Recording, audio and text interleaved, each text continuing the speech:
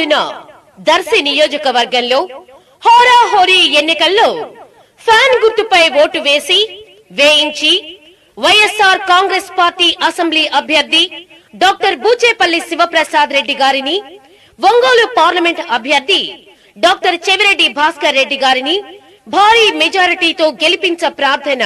మీ బండి గోపాల్ రెడ్డి, ఎంపీటీసీల సంఘం, ప్రకాశం జిల్లా అధ్యక్షులు, దర్శి.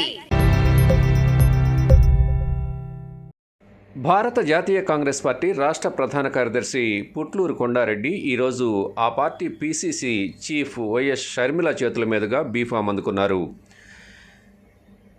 ఈ నెల 18న పుట్లూరు కొండారెడ్డి దర్శి అసెంబ్లీ అభ్యర్థిగా నామినేషన్ వేసిన సంగతి తెలిసిందే.